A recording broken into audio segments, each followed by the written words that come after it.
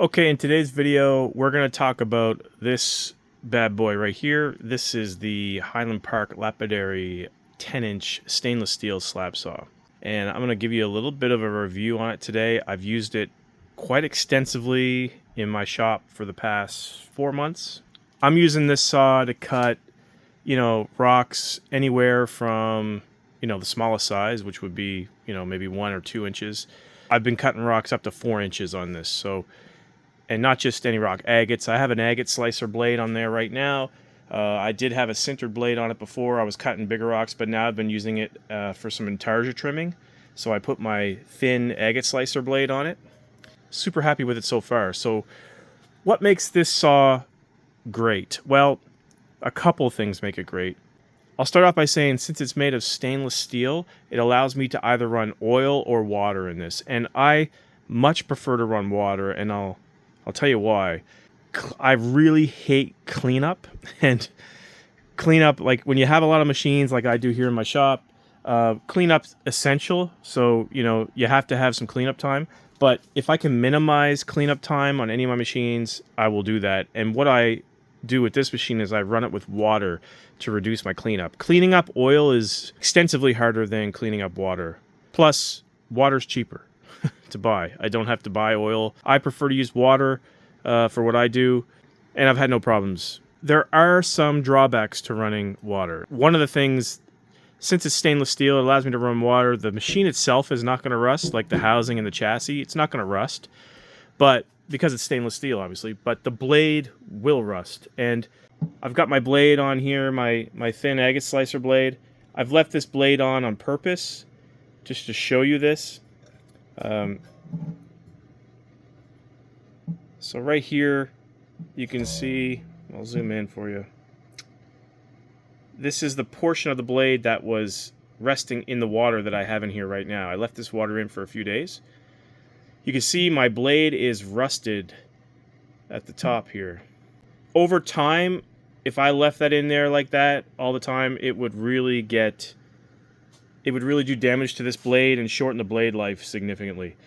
But I can easily, get this rust off just because I haven't had it in there long.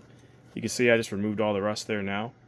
But if you keep doing that repeatedly, you're not going to get the life out of your blade that you should. So another thing I do to combat the rusting of the blade is I'll drain my water after every use. What I've done to do that, the drain valve for this machine is in the front of the machine.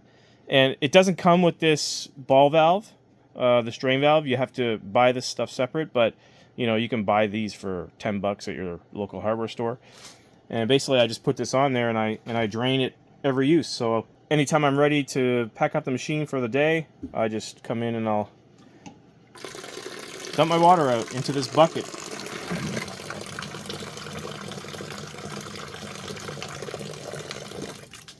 So the next time I go to use the machine, it's going to be an empty tank, obviously, so I'll just fill it with water. There's a little hole here on the other side of my splash guard. You can see this hole here. That's about a 1/2 inch hole. So I have this little funnel. I'll just put that in there. I have measured out that it takes 2 of these pretty much 1 liter water bottle containers to fill up my basin here to get it to the point where I can cut. And I just pour.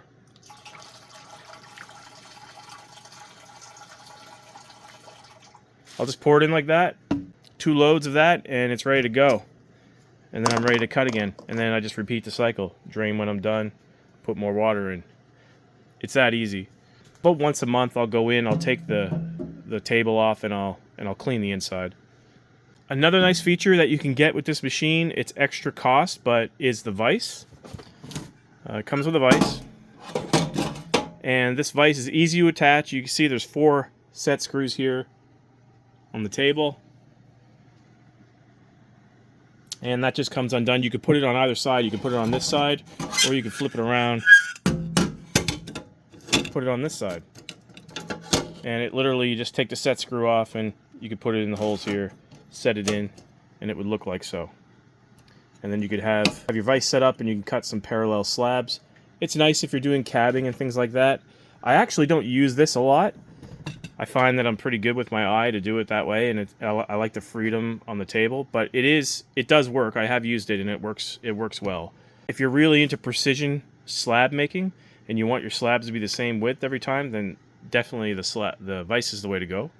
Now the base of this machine, it's actually really nice. It's not like a wood, it's like a composite wood, but it's super sturdy.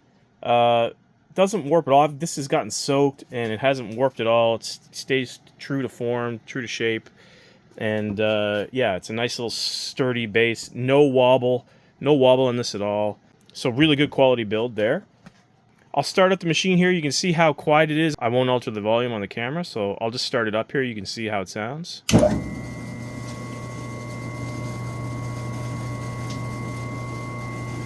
So that's how quiet it is running. So the motor is in the back, and that's a 1/2 horsepower motor, and I'll get into more of why that's important in a minute. But motor's in the back, out of the way. On-off toggle switch here in the front. It's a DC motor. When I turn it off, you can hear the fan spooling off. So it comes to a pretty quick stop. So what makes this 10-inch saw the best 10-inch saw on the market? Well, here's why I think it is. Number one, it's the 1/2 horsepower motor. So there's no other 10-inch saw on the market that I know of. Current machines. Now there might be older machines that run 1/2 horsepower motors. I don't know of any. But the current machines, the newer machines on the market now, this is the only one that I know of that runs a 1/2 horsepower motor. All the other machines, all the other brands run a 1/3 horsepower motor. Now, that might not sound like a big difference, but it's huge. And I could tell you, I've used other 10-inch machines. I've owned other 10-inch saws that have the 1/3 horsepower motor, and the difference is quite extraordinary. I can cut an agate on this machine, and if you've watched any of my previous videos, you'll see I'll cut an agate later on this machine just to show you, but I've cut many agates on other brand 10-inch machines that have the 1/3 horsepower motor, and if the blade is brand new, it's not so much an issue. As the blade gets duller and more worn, the 1/3 horsepower motors really have a hard time getting through the rock. It struggles. It is not enough power. Most of these saws run anywhere between 1500 to 1900 RPM. Anything more than that, and you're getting into issues with the surface of your rock after you're cut. You don't want a machine that's running at a very high revolution per minute. Like, that's why tile saws, like, they run at a higher RPM. And tile saws do a lot of damage to your rock face. If you want to polish that rock after, it's trust me, I've used to use tile saws, and it used to be a really huge pain to try to get out those micro surface fractures. They look like scratches, but they're not. They're actually surface fractures that you have to get through in order to have a clean surface. And higher RPM blades do that. Higher RPM machines do that. This runs at about 1500 RPM. It's one of the lower RPM machines out there, but it has the highest horsepower motor that I've seen. So that combination of the low RPM and the high horsepower, it just makes this thing eat agates like butter. It's really great. I've never had this blade slow down or stop on me while cutting a rock. And I've cut some hard rocks, Montana agates, Montana petrified wood. It doesn't slow down. Where other machines that I've had and used, the blades will stop. You have to back the rock off in order to not have it, blow a circuit board in your house. But with this machine, you don't have that problem. This thing will just cut it right through. I mean, other machines, you'll be like, and it'll stop, right? This is the main attraction to this machine, is that horsepower motor, that 1/2 horsepower motor. And the steel this is not cheap steel. This is thick plated steel. And the welds are all really nice welds. It's a tank. Like, this thing is built like a tank. It's heavy. I can barely lift this myself. I usually have to get my son Nolan to help me move it around. It's a tank. It's a beast. You can move it on your own. This panel board at the bottom allows you to kind of pick it up with ease, but it's heavy. It's a beast. Comes with this nice splash guard. Actually also comes with a hood, which I have back here. If you really want to minimize your splash, if you don't want to put the splash guard on, then you could put this hood on. You could actually put You can actually put the hood on with the splash guard, but it's a little bit overkill. And then, you know, you have your side here. You can cut your agate through here. So it does come with a hood. So that's a nice feature. I don't use the hood that much. Another splash guard here. This is adjustable up and down. It's just a really well-built machine. It does not feel cheap. It does not look cheap. But I will say, this is the cheapest 10-inch saw on the market. It's the only saw that I've seen, the only 10-inch saw that I've seen on the market that you can get for under $1,000. The retail price of this machine is $850. So it has the lowest price point, it has the highest horsepower motor, and it has one of the lowest RPMs. So those three things right there, in my opinion, make this the best saw on the market. I've been running this thing heavily for the last 4 months. No issues with it. No issues with leaks. No issues with motor wear. I have no issues at all with this machine. It's performed admirably, beautifully, as expected. It's honestly one of the best machines I have in my shop. I rely on it heavily. So I'm going to cut a rock for you here in real time just to show you what it sounds like. It's going to be a little loud, sorry, but I want you guys to get the true picture of what it sounds like and the ease of which you can cut a rock through it. I have the thin line agate slicer blade, so this is actually probably a weaker blade to cut with, but you're going to see I'm still going to cut an agate with it, and it's going to be no problem. I'll cut a bigger agate so that you can see it can handle all sizes. And yeah, this is a great little machine. Let me show you how it works. All right, I've got 2 island agates here, which I also got from the Highland Park Lapidary Company. And I got a small one that has a nice window showing banding on there, and I have another one that's got a big chalcedony quartz window with some fine banding. This one's more of a medium-sized one, which I'll show you 2 different sizes that you can cut on here. And you'll see it's effective on both.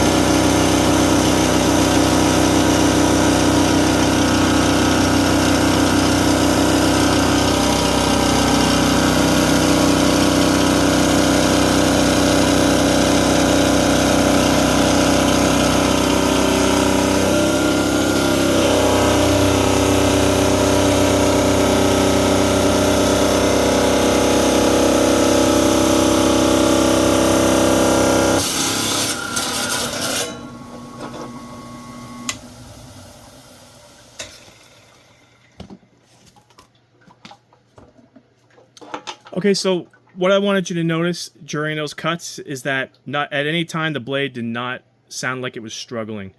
It did change kind of tone because the different types of material that were in this rock. So you got this finer banding on the outside, then you have this hard chalcedony in the middle. So once I hit the chalcedony in the middle, you did hear it kind of change a little bit of tone because it's cutting through harder rock, but it still stayed steady. I kept the same pressure, and I never had to force it anymore. It just kept cutting through at the same speed. So that's the difference with this 1/2 horsepower motor. It's just unbelievable, the difference between a 1/3 horsepower motor and a 1/2 horsepower motor. And I don't know if you noticed, but I did not have to rock this rock at all to get it through the saw. I just kept it still and pushed it through the saw. A lot of times when saws struggle, you'll feel like you need to kind of rock it back and forth to get it to go.